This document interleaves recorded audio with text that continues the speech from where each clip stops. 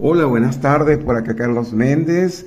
Corresponde hablarles a ustedes las variables del aprendiz y mediación docente, que es un proceso que, de acuerdo a lo que señala la UNESCO, es una capacidad de metacognición consciente para comprender, valorar y controlar, regular los procesos cognitivos, y lo cual optimiza la adquisición de conocimientos y el resultado. Y esto señalado por otros autores como Rivas y Chirinos. En cuanto a ese proceso de metacognición, implica teorías de aprendizaje, un aprendizaje significativo, por supuesto, que tengan factores como la comunicación, mediación y la dimensión afectiva y las creencias de esa filosofía del docente. Ese rol precisamente del docente, de acuerdo a Parra, fomenta y guía al estudiante en una actividad, ¿verdad? Él va a ser orientador de esa actividad mental constructiva mediante un proceso de mediación y aplica un andamiaje de acuerdo a lo que señala Brunner para promover un aprendizaje significativo y colaborativo. Siguiendo con estas ideas en cuanto a mi idea de elaboración de trabajo doctoral, señalado como un modelo teórico para la integración de las inteligencias múltiples en la evaluación del proceso de enseñanza en educación media general. De acuerdo a esto, vamos a tomar lo que nos dice Gardner en cuanto a ese tipo de inteligencia que poseen los niños para buscar una nueva forma, ¿verdad? Mediante disciplinas auxiliares o como la neurociencia, que va a mediar ese tipo de aprendizaje utilizado por el docente para lograr esos desafíos en matemáticas, es decir, que no rompamos esos viejos esquemas donde el niño, donde el joven tiene que ser como una especie de robot, donde yo le digo, usted tiene que hacer esto. El muchacho hay que darle libertad de que él conozca los procesos, internalice los procesos. La evaluación es una encrucijada donde el docente tiene que meditar los procesos mediante los cuales quiere el logro de ese propósito. No es que él debe saber matemática porque todos van a ser matemáticos. Hay niños que tienen, de acuerdo a esas capacidades de Gardner, van a tener diferentes inclinaciones vocacionales, ¿verdad? Unos van a ser poetas, otros van a ser ingenieros, médicos, entre otros. Entonces nosotros tenemos que potenciar ese aprendizaje.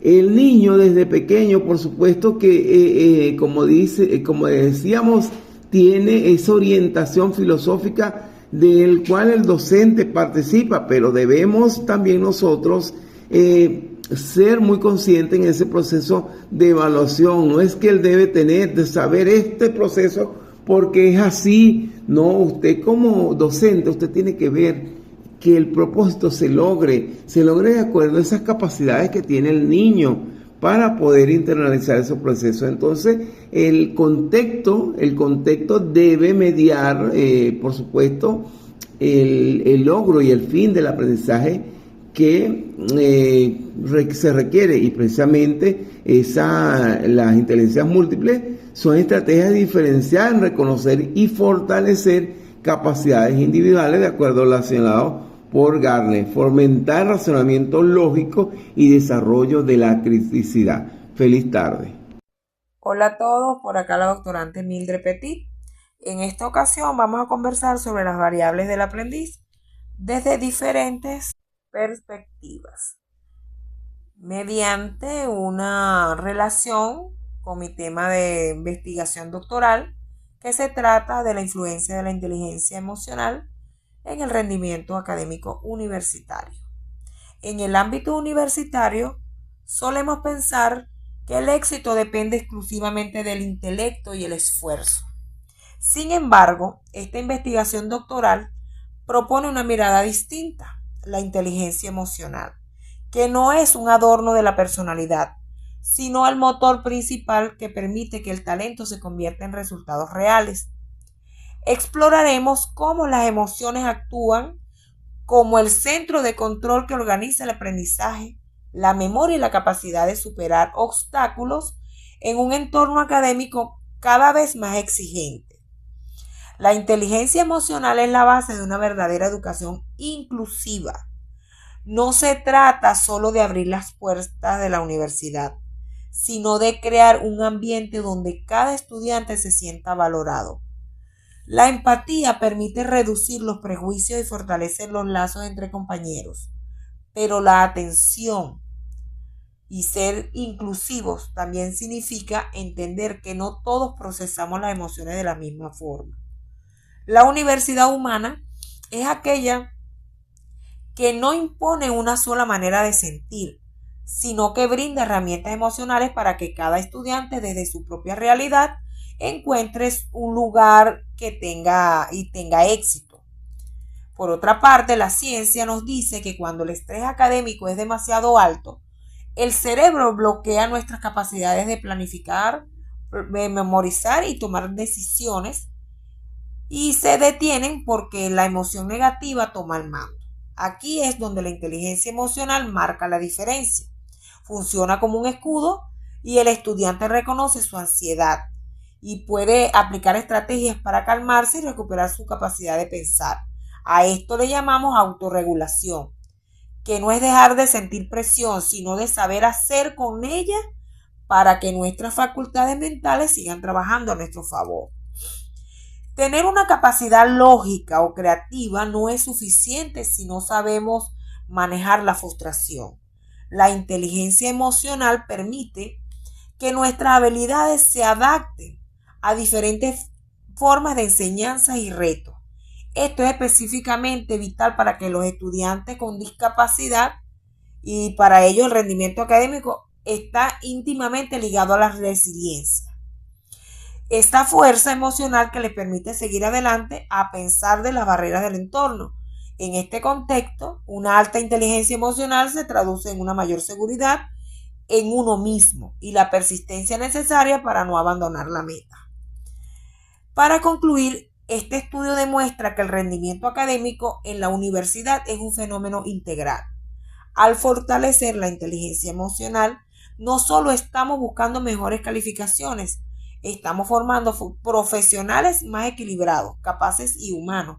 Porque al final del día, el conocimiento no solo transforma el éxito, cuando el estudiante tiene la fortaleza emocional para sostenerlo. Muchas gracias.